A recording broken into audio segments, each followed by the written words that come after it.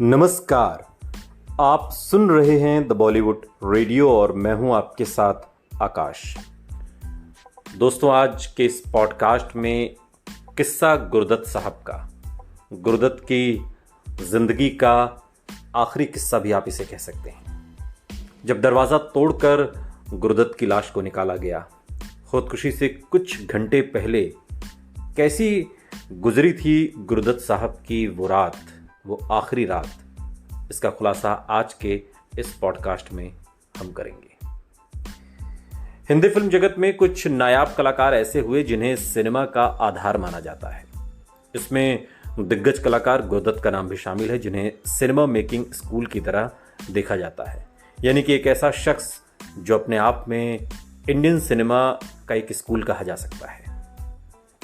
गुरदत्त ने जैसी फिल्में बनाई और की, उससे आज तक कलाकार कोई ना कोई सीख लेते रहते हैं। सिनेमा की पढ़ाई करने वाले छात्र छात्राओं को भी उनसे बहुत कुछ सीखने को मिलता है। गुरदत्त एक लेखक, निर्देशक, अभिनेता और फिल्म निर्माता भी थे। उन्होंने कागज के फूल, प्यासा, मिस्टर एंड मिसेज, 55, बाज, जाल, साहिब बीवी और गुलाम जैसी कई शानदार फिल्में इंडियन सिनेमा को दी।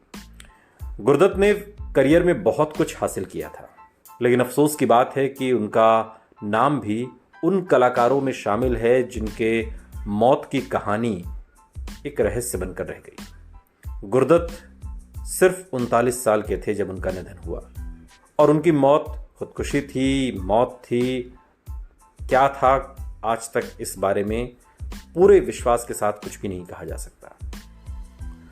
उनकी मौत के एक रात पहले की कहानी आज के इस पॉडकास्ट में हम आपको सुना रहे हैं और इसका जिक्र उनके दोस्त और उनकी ज्यादातर फिल्मों के लेखक अबरार अलवी ने अपनी किताब 10 Years with गुरदत्त में किया था। 9 अक्टूबर 1964 की शाम, यानी कि गुरदत्त की मौत के ठीक एक दिन पहले, आर्क रॉयल की बैठक फिल्म बहारें फिर भी आएंगी की नायिका के मरने की कहानी लिखने का काम चल रहा था। अबरार बताते हैं कि जब वो शाम को 7 बजे के आसपास वहां पहुंचे तो माहौल बिल्कुल अलग था। गुरदत्त शराब में डूबे हुए थे। उनके चेहरे पर तनाव और अवसाद साफ झलक रहे थे। उन्होंने गुरदत्त के सहायक रतन से पूछा कि बात क्या है। अबरार ने बताया था कि उन दिनों गुरदत्त और उनकी पत्नी गीता दत्त के बीच काफी समय से अनबन चल रही थी। गुरदत्त अपनी निजी जिंदगी को लेकर परेशान थे। जब भी दोनों की फोन पर बात होती तो उसमें झगड़ा ही होता। हर फोन के बाद गुरदत्त के चेहरे पर तनाव और गुस्सा दोनों बढ़ जाता था। गीता ने गुरदत्त को बेटी से मिलने पर भी रोक लगा दी थी। एक फोन कॉल पर गुरदत्त ने गीता से कहा था, अगर मैंने बेटी का मुंह नहीं देखा तो तुम मेरा पार्थिव शरीर देखोगी। अपनी किताब में अबरार बताते हैं कि गुरदत्त कितना भी नशा कर लें, कभी भी अपना जो बॉडी पर जो नियंत्रण होता है उसे नहीं खोते थे। उन्होंने एक और पैग पीने की ख्वाहिश जताई और खाना नहीं खाया। रात तकरीबन 1 बजे ये सब बात हो गई। मैंने उनसे बात करनी चाहिए, लेकिन उन्होंने कहा कि वो सोना चाहते हैं। मैंने उनसे पूछा कि पर मेरा लेखन, सीन नहीं देखेंगे? अक्सर लेखन खत्म होने के बाद गुरदत्त मुझसे उसका विवरण लेते थे, लेकिन उस दिन उन्होंने मना कर दिया और अपने कमरे में सोने के लिए चले गए। वो गुरदत्त के जीवन की आखिरी रात थी। उनके बंगले आर्क रॉयल में उस दिन क्या हुआ वो बहुत कम लोग जानते हैं। अबरार बताते हैं कि रतन से उन्हें गुरदत्त का दुखद समाचार मिला था। रात के 3 बजे गुरदत्त ने रतन से पूछा, अबरार कहाँ हैं? रतन ने पूछा, मुझे लेखन सौंप कर चले गए, बुलाऊं क्या?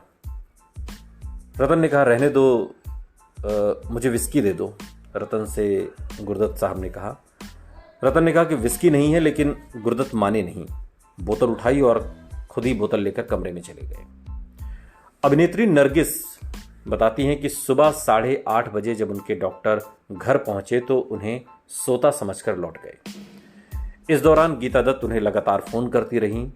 रतन को लगा कि वो देर से सोए थे इसलिए अब तक सो रहे हैं, लेकिन गीता को कुछ असामान्य सा कुछ आभास हुआ। उन्होंने 11 बजे रतन से कहा कि दरवाजा तोड़ दे। दरवाजा टूटने पर रतन ने देखा कि गुरदत्त बिस्तर पर लेटे हुए हैं। अबरार बताते हैं कि जब वो आर्क रॉयल गुरदत्त साहब के बंगले पर पहुंचे तो उन्होंने गुरदत्त को शांति से सोते हुए पाया और बिस्तर के बगल में एक छोटी सी शीशी में गुलाबी रंग का कुछ तरल पदार्थ था। उनके मुंह से निकल गया, आह, मृत्यु नहीं खुदकुशी। उन्होंने अपने आप को मार डाला। गुरदत्त का यूं चला जाना हर किसी के लिए एक सदमे जैसा था। वो भले ही इस दुनिया से चले गए हों, लेकिन सिनेमा को दिया उनका अतुलनीय योगदान कोई कभी नहीं भुला पाएगा। लेकिन ये कहानी सिर्फ इतनी सी नहीं है। दरअसल इस कहानी का एक सिरा वहीदा रहमान से भी जुड़ता है। गुरदत्त और उनकी पत्नी गीता दत्त के बीच जो तनाव था, उसका सिरा कहीं ना कहीं वहीदा रहमान तक जाता था। गीता दत्त ये मानती थीं कि गुरदत्त और वहीदा रहमान दोनों का प्रेम संबंध है, जो कि शायद था भी, और इसी प्रेम संबंध की वजह से गीता दत्त और गुरदत्त के बीच में तनाव था। नौबत यहाँ तक आ गई थी कि गुरदत्त अपनी बेटी से भी नहीं मिल पाते थे, क्योंकि गीता दत्त ने एक तरीके से पाबंदी लगा रखी थी।